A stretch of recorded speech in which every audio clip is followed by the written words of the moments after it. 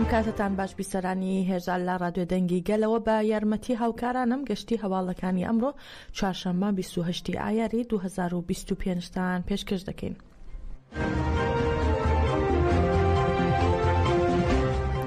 ڕەجەب تەیب ئەردۆغان سەرۆکۆماری تورکیا لا کۆبوونەوەی سەرۆک شارەوانی حیزبەکەیدا وتارێکی لەبارەی گۆڕینی دەستوری تورکیاوە پێشکەش کرد. ئەردۆغان ڕایگەیاند کە بۆ دەستوری بنەڕەتی نوێ تێکۆشانی دەست پێ کردووە و دەشڵێت دە هاوڕێی یاساناسم بۆ ئەو مەبەستە ئەرکدار کردووە. بەم شێوەیە بۆ دەستورێکی بنەڕەتی نوێ ئامادەکاری دەکەین و وەک ڕێککەوتنی جمهور هیوادارین ئەمجارە لەگەڵ پارتەکانی تری پەرلەمان لەسەر بنەمایەکی هاوبەش لەگەڵ یا کۆ ببینەوە. هەروەها ئەردۆغان ئاماژەی بۆشدا کە پاش بڕیاری پەکەکە بۆ کۆتایی هێنان با چالاکی چەکداری قۆناغێکی نوێ دەستی پێکردو و وتیشی لەگەڵ هەر قۆناغێکی نوێدا هیوا و ئەرکەکانیشمان زیاتر دەبێت و لەو باوەڕەداین کە ئەم قۆناغە هەستیارە بەبێ ڕوودا و کارەسا تێپەڕێنین.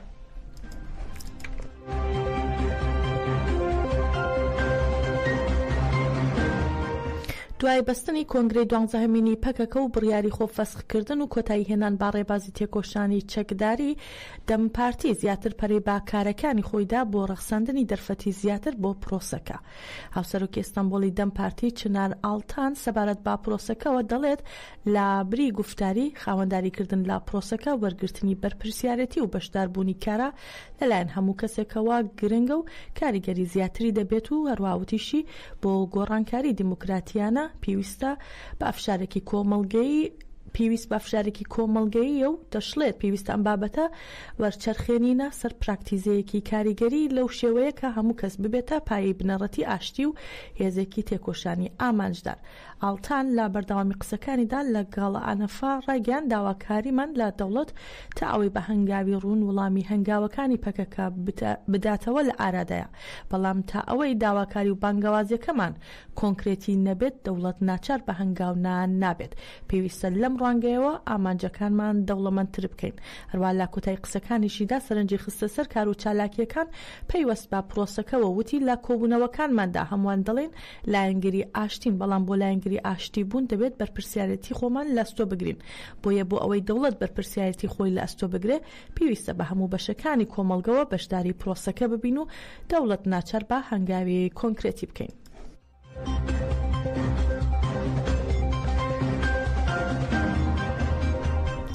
عمر ئاگۆن پەیامنێری ئاژانسی ئەتکین هەبەر با بیانووی ئەوەی کە دادگا فەرمانی دەست بەسەرکردنی بۆ دەرکردووە دەستگیر کرا. عمر ئاگۆن کاتێک لە دەرگای ئاژانسی ئیتها دەچێتە دەرەوە دەست بەسەر دەکرێت. هەروە زانراوە کە عمر ئاگۆن گواستراوەتەوە بۆ بنکەی پۆلیسی ئاکسارای.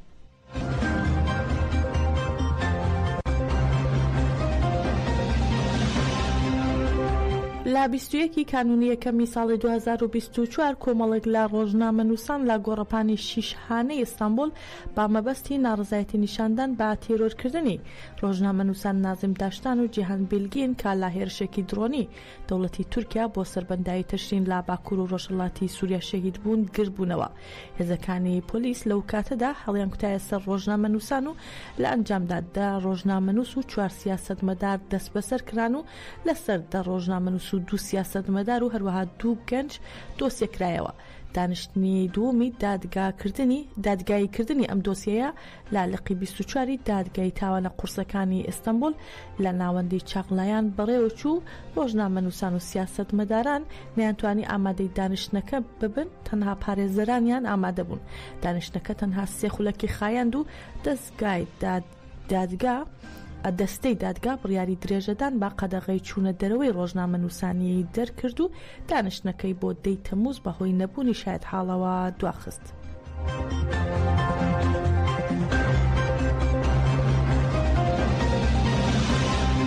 ناوەندی ڕاگەیاندنی هێزەکانی سووریای دیموکراتیک قەسەدە سەبارەت بە هەوڵێکی داعش بۆ چاندنی مین لەسەر ڕێگەی شاری هەجینی گوندەکانی ڕۆژهەڵاتی دەیرە زوور ڕاگەیاند.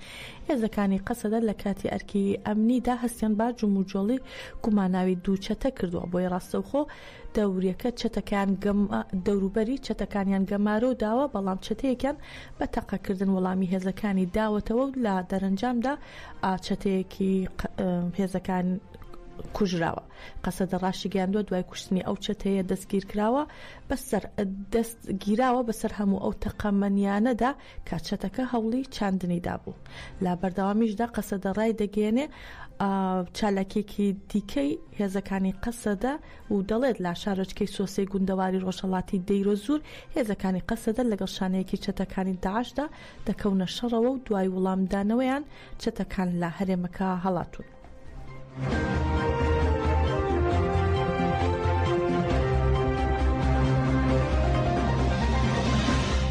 ئاژانسی هەواڵی ڕۆیتەرز لازاری 5 کەسی ئاگادارەوە بڵاوی کردوێتەوە ئیسرائیل و سووریا لا پەیوەندیەکی ڕاستە و خۆدان و لە چەند هەفتەی ڕابردوودا کۆبوونەوەی ڕوبەڕوویان ئەنجامداوە بە ئامانجی هێورکردنەوەی گرژیەکان و ڕێگریکردن لە ململانێ و پێکدادان لە ناوچەی سنووری نێوان هەردوو دوژمنی دێرین.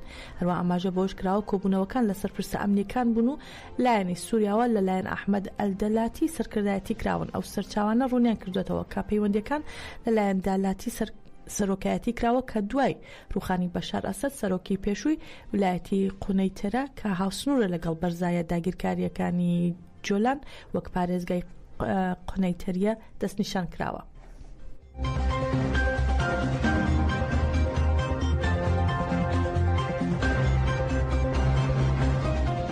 هێزەکانی پاراستنی گەل هەپەگە ناسنامەی گەریلایەکی شەهیدیان ڕاگەیاند بە ناوی ئالان عەلی کە لە دایک بووی شاری کۆبانی ڕۆژاوای کوردستان بوو لە ساڵی 2015ەوە لە پاش ئاوارەبوونی خێزانەکەی بۆ باشووری کوردستان نیشتەجێ بوو بەشداری ڕێزەکانی گەریلایی ئازادی کوردستانی کردبوو.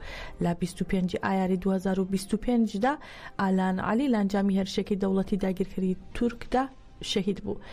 لە باشوور مەراسمێک بە بەشداری ژمارەیەکی زۆر لە وڵات پارێزان و خانوادەی شەهیدان و کەسوکارەیەی شەهیدان لە کەمپی باریکەی سەرباشارەدەی عەربەت لە سنووری پارێزگای سلێمانی بەڕێوەچوو وەهاب ئەحمەد لەسەر ناوی کۆمیتەی خانەوادەی شەهیدان لە باشووری کوردستان وتارێکی پێشکەش کرد و هەروەها شەروین دەلیلیش نوێنەری پەیەدا لە سلێمانی ئەویش ڕایگەن ئازادی گەلی کورد ئازادی ڕۆژهەڵاتی ناوینە و شەهید بوونی هەواڵ باران ئالان عەلی لەم قۆناغەدا ئەوەی سلمان کە ئاشتی بە بێشەهید بەدی نایە. مەراسمەکە باوتنەوەی دوورشم کۆتایی هاتوو بڕیارە پرسەی شەهید لە دووم ڕۆژی خۆیدا ئەمڕۆژ بەردەوام بێت.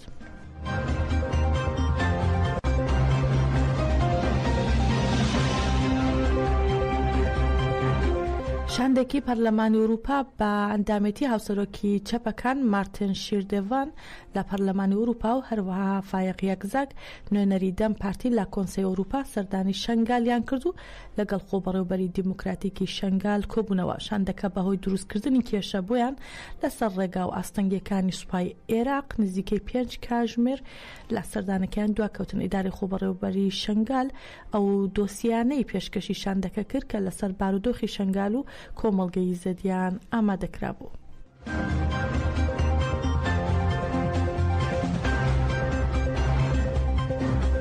ژنانی ڕانیا لەبارەی گرنگی کۆنگرەی 12مینی پەکەکەوە دەڵێن بڕیارەکان هەنگاوێکی جددیە بۆ بنیاتنانی کۆمەڵگەیەکی دیموکراتیک. پرۆسەی ئاشتی زۆر بەبەهایە بۆ گەلی کورد و ژنان و پێویستە تورکیا هێرشەکانی خۆی بوەستێنێت.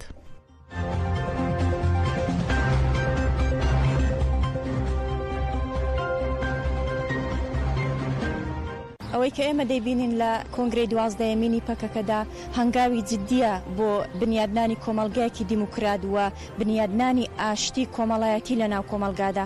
بۆیە لەو چوارچێوەیەدا کورد و بەڕێز ئۆجەلان و حرەکەتی ئاپۆیزم هەنگاوی گەورەی خۆینا و هەنگاوکی مێژووینا و هەنگاوی یەکەم ئەوانیان بۆ ئاشتی و بۆیە پێویستە ئێستا تۆپەکە لە ساحەی دەوڵەتی تورکیادایە پێویستە ئەویش هەنگاوی جددی بنێ کە لە ڕووی یاسایی و قانونیەوە هەموو یاسایەکان بگۆڕێ بۆ ئاشتی و هەروەها بۆ بنیادنانی کۆمەڵگایەکی دیموکراتیک لە تورکیا. پرۆسەی ئاشتی خۆی پرۆسێکی زۆر گرنگ و بەهایە بۆ گەلی کورد، بۆ بەگشتی بۆ ژنان، بۆ گەنجان، بۆ ئەو گەلانەی ژێردەستەنە لە جەنگەکان. گەلی کورد ستەمی زۆری لێکرایە، هەمیشە ژنان قوربانی ئەو ستەم و داگیرکاریە بووینە. بۆیە زۆر گرنگە پرۆسەی ئاشتی لە ئیمڕاڵیەوە ڕێبەر ئۆجەلان بڕیاری پرۆسێ ئاشتیدا تورکیاش بە هەنگاوی بنێ بینیمان پرۆسێ ئاشتی بەڕێوەیە و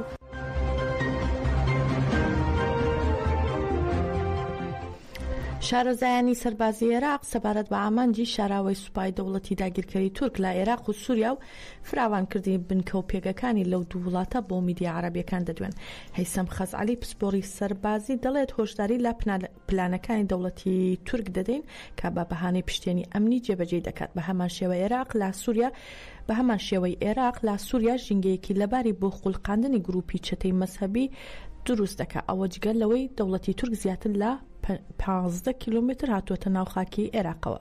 لەلایەکی تریشەوە عودەی عەبدولهادی سەرکردەی هاوپەیمانی فەتح ڕایگەیان بەهانەی بەناو پشتێنی ئەمنی پێشلکردنی ئاشکرای سەروەری خاکی عێراق و دەبێت بە هەموو شێوەیەک ڕێگری لێ بکرێت. تا ئێستا سوپای دەوڵەتی تورک زیاتر لە 80 بنکە و بارگای سەربازی لە خاکی عێراق دامەزراندووە. لەلایەکی تریشەوە محەممەد هەزیمە نووسەر و سیاسەتمەداری لوبنانی ڕایگەیان مەترسی بەرفراوانبوونی هژمۆنی دەوڵەتی تورک بۆ تەواوی ناوچەکە لە زیادبووندایە و لە هەفتەکانی ڕابردوو سوپای تورک لە ناوچەیە ئەلەویەکانی لازقیە و گوندا تورکمانیەکانی باکووری ڕۆژاوای سووریا هێزەکانی بڵاوە پێکردووە.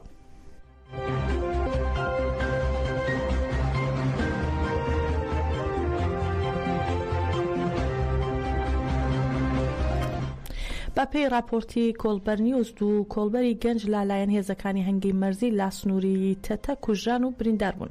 ناسنامەی کۆلبەرە کوژراوەکە کوروش مرادیە کە بە تەقی ڕاستەوخۆی هێزەکانی هەنگی مەرزی ئێران کراوەتە ئامانج و هەروە ڕزگار وەتەندوستیش کۆلبەری بریندارە.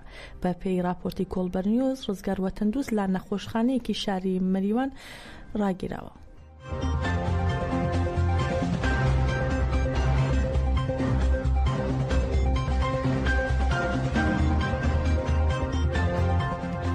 مەسعود پزیشکیان سەرۆکۆماری ئێران لەبارەی گریمانی توونکردنەوەی سزاکان لەلایەن ئەمریکاوە دەڵێت ئەگەر گفتوگۆکان شکست بهێنن سەدان ڕێگا بۆ خۆڕاگری و تێپەڕاندنی گەمارە و کێشەکان دەدۆزنەوە. دۆناڵد ترامپ سەرۆکی ئەمریکا ئاشکرای کرد کە لە دوو ڕۆژی داهاتوودا هەواڵێکی باشیان خراپ لەبارەی ئێرانەوە ڕادەگەێنێت و ئاسوودەی خۆشی لەگەڵ گفتوگۆکان لەگەڵ ئێران نیشاندا. پێشتریش ئیسماعیل بەقایی وتەبێژی وزارەتی دەرەوەی ئێران ڕایگەیاند تاران کات بە فیڕۆ نادات بەڵکو بە جدی دانوستاندن دەکات بۆ ڕێکەوتنێکی دادپەروەرانە و جەختیشی کردەوە تاران بۆ دانوستاندن لەگەڵ وڵاتانی ئەوروپا ئامادەیە. جیاماژەی ئێران و ئەمریکا لە 12 مانگی 4 2025ەوە پێنجگەڵی دانوستاندنی ناڕاستە و خۆیان با نێوەنگێری ئۆمان ئەنجامدا و هەردوو لە ئەنجامی دانوستانەکان بە ئەرێنی و بەرهەمدارە وەسف دەکەن بەڵام تاکو ئێستا نەگەیشتونەتە ڕێکەوتنێکی گشتگیر.